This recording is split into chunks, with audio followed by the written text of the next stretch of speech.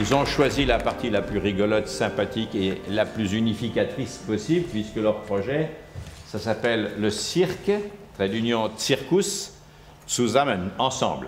On a mis en place un projet cirque au collège il y a 5 ans, qui a débouché sur un jumelage avec le collège Anne-Franck de Duren, près de Cologne. L'intérêt de ce projet, c'est d'avoir tous les ans une semaine où 25 élèves français de notre collège et 25 élèves allemands du collège avec lequel on est jumelé à côté de Cologne se rencontrent, vivent ensemble, c'est-à-dire vivent une sorte d'expérience européenne, on va dire, et construisent ensemble quelque chose. En Allemagne. En Allemagne et à Lille. L'idée, c'était de se dire que les élèves allaient avoir plus confiance en eux en participant à une activité artistique.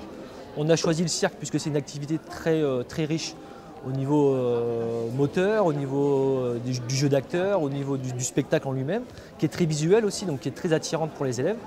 Donc on est parti sur cette activité-là et on n'est pas déçus puisque il y a plein de choses à faire. On a étudié les assiettes. On a étudié aussi les trapèzes. Le diabolo, le jonglage. L'équilibre sur les boules. Le fil d'Ariane. Les échasses. La roue allemande. L'Europe, c'est extraordinaire puisqu'en plus on fait ça avec des Allemands, donc on connaît un petit peu aussi le passé entre les Allemands et les Français.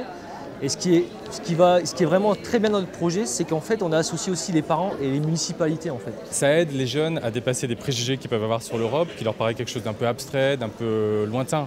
Et là, avec ce projet, ils vivent vraiment leur citoyenneté européenne dans du concret, dans une semaine complète avec les Allemands, dans une création artistique qu'ils font en commun. Et puis il y a des liens qui se nouent. On s'est fait plein de potes allemands. On a rencontré Coralie, Jonas, Eric, Nico, Max, Madouché, Niklas, Linus, Maya, Anna, Caroline. C'est quelque chose qui est semé comme ça et qui se prolonge ensuite. C'est très important que vous deveniez des ambassadeurs de l'idée de l'Europe. À votre niveau, à vos âges, vous militiez pour ça. Parce que les grands projets de la construction humaine, s'ils ne sont pas soutenus par le peuple, et le peuple c'est vraiment vous.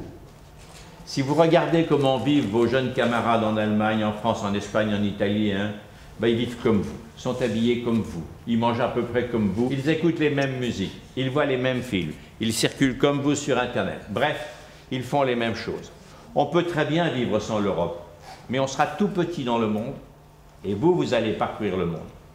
On peut très bien vivre sans Europe, mais vous risquez d'avoir moins de liberté que celle que vous avez actuellement. C'est-à-dire liberté de penser ce qu'on veut, liberté de circuler, pas besoin de montrer son coffret de voiture au douanier, il n'y a plus de douanier à l'intérieur de l'Europe, pas besoin d'aller voir le banquier pour échanger sa monnaie, puisqu'on a pour beaucoup d'entre nous la même monnaie. 17 pays européens ont la même monnaie, ça s'appelle l'euro. Et le grand espoir que nous formons, nous, ici au Parlement européen, c'est que des gens comme vous soient réellement en avant de la construction européenne, que vous ne puissiez pas vous en passer et que vous tyrannisiez tout votre entourage pour qu'il ne s'en passe pas non plus. En tout cas, je vous félicite vraiment du fond du cœur et je remercie la Fondation d'avoir eu cette initiative.